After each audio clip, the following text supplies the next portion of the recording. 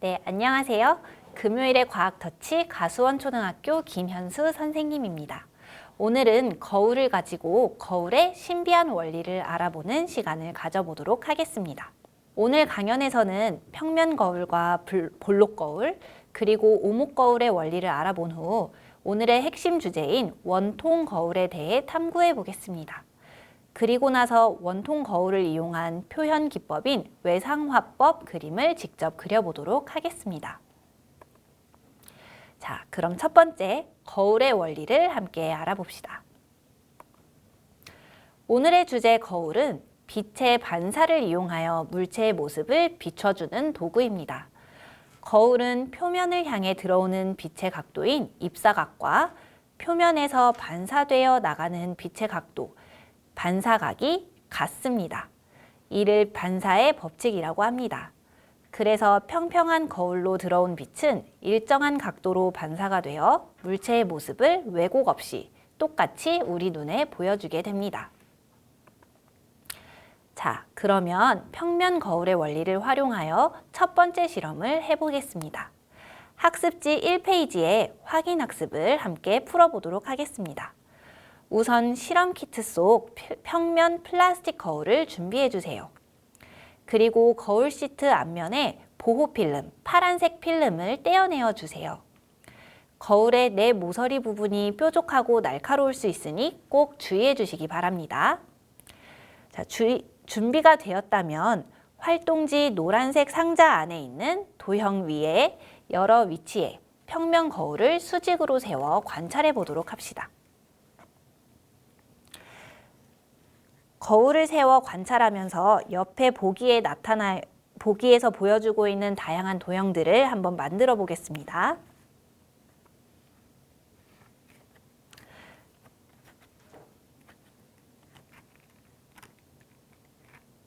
네, 여기 빈 동그라미와 검정 동그라미 옆에 거울을 세우면 1번 모양이 만들어지는 것을 확인할 수 있고요. 그리고 옆에 모서리 부분에 세워서 이쪽 방향으로 보면 2번 모양의 도형이 만들어지는 것을 확인해 볼 수 있겠습니다. 자, 그 다음 검정색 동그라미 2개가 있는 곳 가운데를 가로질러서 세워서 앞부분에서 확인을 해 보았을 때는 이렇게 해서 뒤에서 확인을 해야겠네요. 뒤에서 보면 5번의 모양, 보기 5번의 모양이 거울에서 완성되는 것을 볼 수 있겠습니다. 그리고 한 가지만 더 한번 해보도록 하겠습니다. 이제 검정색 동그라미와 뾰족한 모서리 부분 사이를 이렇게 가로질르게 거울을 두면은 6번의 모양을 이렇게 앞에서 거울을 통해서 6번의 모양이 완성되는 것을 확인해 볼 수 있겠습니다. 자, 이러한 방법으로 거울을 여러 각도로 돌려 비춰보면서 보기 속 도형을 만들어 보고 만들 수 없는 도형을 3가지를 한번 찾아보겠습니다. 네, 여러분은 시간이 조금 걸리겠지만 선생님이 미리 한번 해본 정답을 한번 보여주도록 하겠습니다. 네, 노란색 도형 위에 여러 가지 색깔로 선을 표시해 두었는데요. 1번부터 12번까지의 보기 중에서 3번과 4번 그리고 11번을 제외한 나머지 그림들은 거울을 통해서 확인해 볼 수 있는 것을 알 수 있을 것입니다.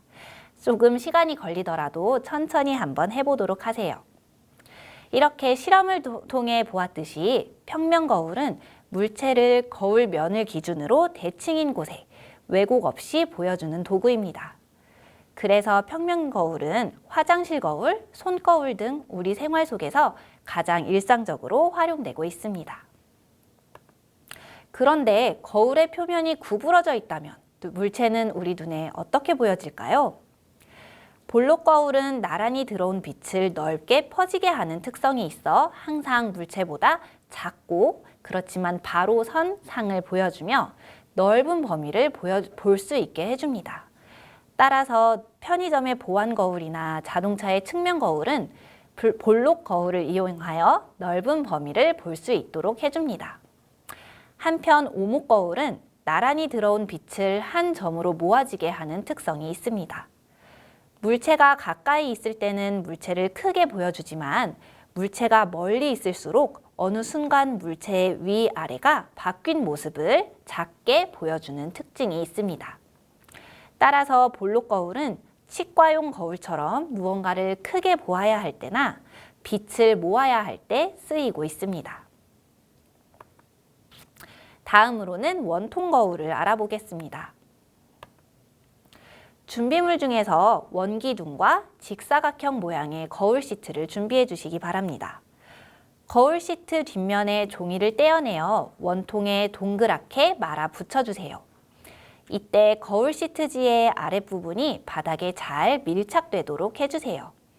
그리고 마지막으로는 거울 시트 앞면에 보호 필름을 떼어내어 원통 거울을 완성해 주세요. 자, 선생님이 완성한 원통 거울을 보여주겠습니다.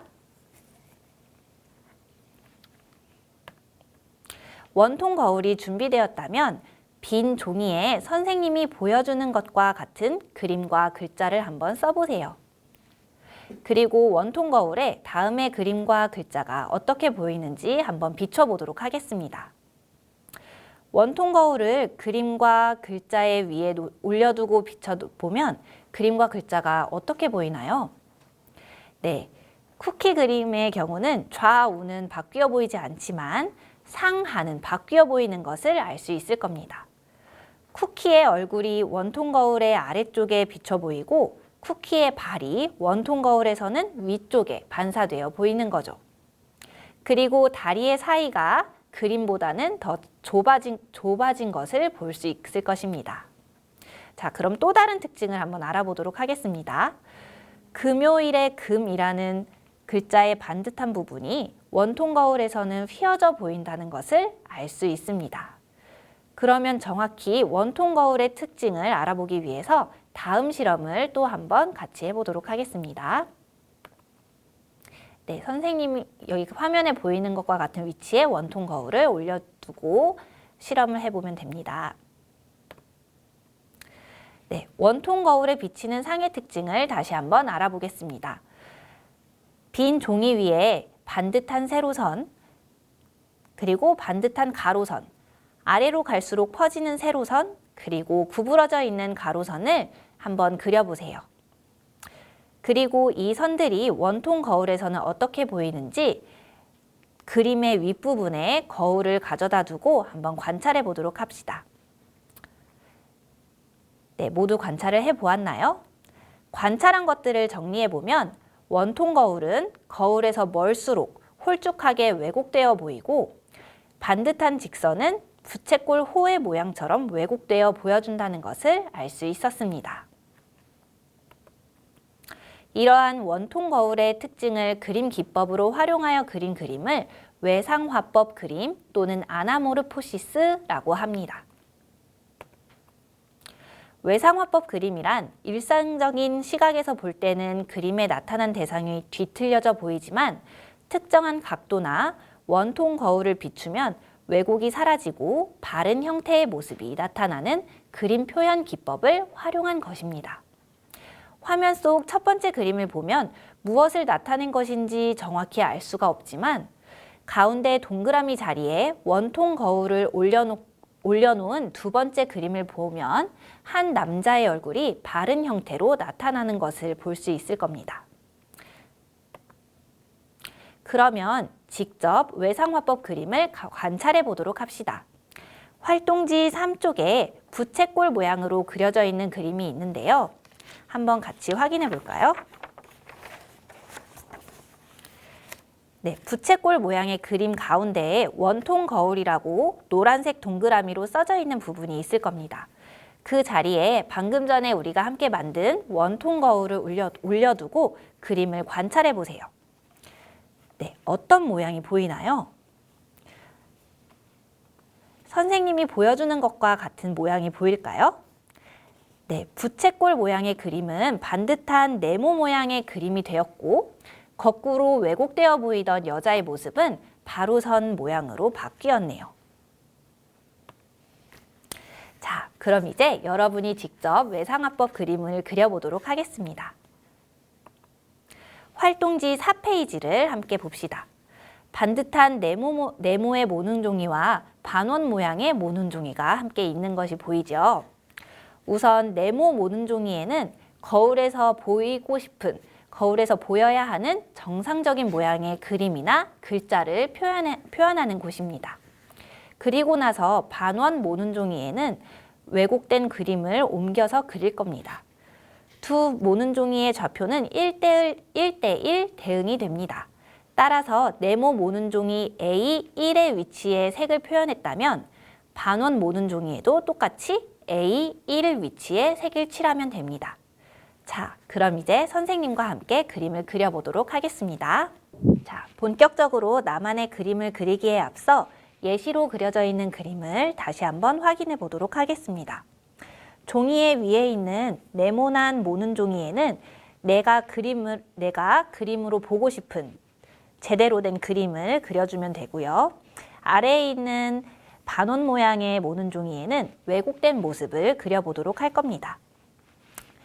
선생님이 한번 설명을 해주자면 아까 전에 말씀드렸다시피 위에 모눈 종이와 아래의 모눈 종이는 1대1 대응으로 되어 있습니다. 따라서 B의 2번 칸에 색을 칠했다면 아래 모눈 종이에도 B의 2번 칸, 이 부분에 색을 칠하면 됩니다. 따라서 이 그림을 보면은 B의 2번 칸부터 B의 5번 칸까지 총 4칸에 색이 칠해져 있는 것을 볼 수 있고, 이처럼 아래 모눈 종이에도 B의 2번 칸부터 5번 칸까지 총 4칸에 색이 칠해져 있는 것을 알 수 있을 겁니다. 이와 같은 방법으로 바로 뒷장의 빈 모눈 종이에 우리의 그림을 한번 그려보도록 하겠습니다. 자, 선생님은 파란색 매직으로 이제 여기 네모난 모눈 종이에 선생님의 이름의 첫 글자인 김을 한번 그려서 채워보도록 하겠습니다. 선생님은 B의 1번 칸부터 한번 채워보도록 하겠습니다.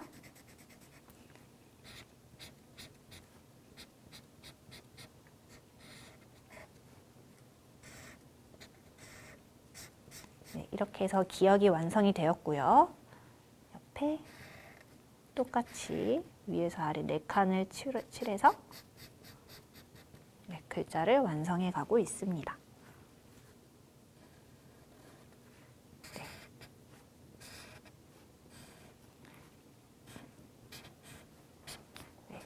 이렇게 마지막에 미음까지 색을 칠해서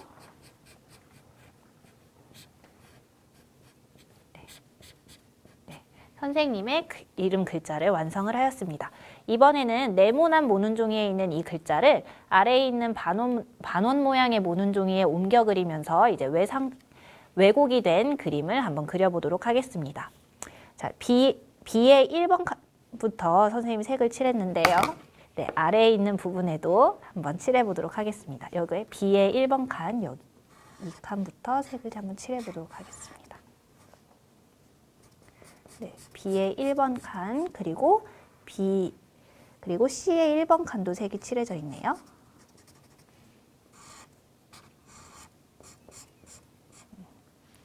그리고 D의 1번, 그리고 E의 1번까지 색을 칠해 보겠습니다.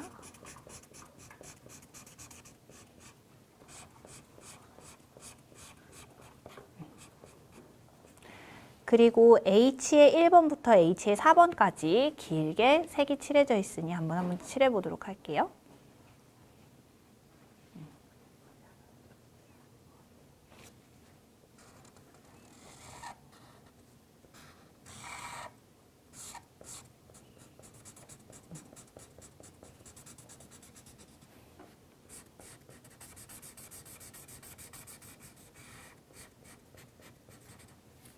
그리고 2의 1번부터 2의 4번까지도 색이 칠해져 있네요. 1번부터 2의 4번.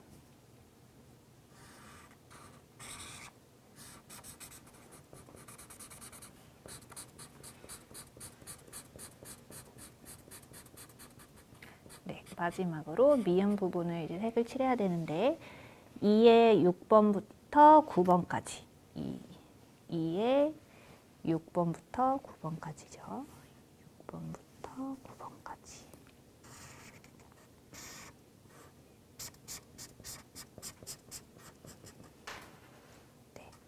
그리고 E의 9번부터 H의 9번 여기까지입니다.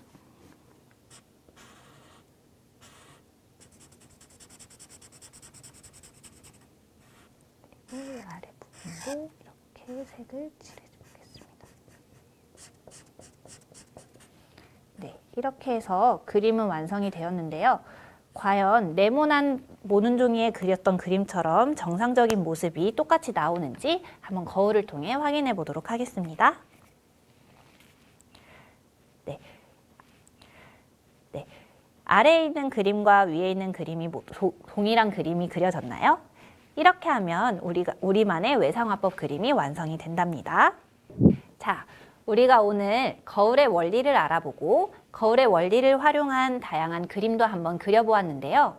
이렇게 과학적 원리를 알면 예술과 같은 다양한 분야에도 우리가 활용을 할 수 있다는 점이 선생님에게는 참 흥미로웠던 것 같습니다.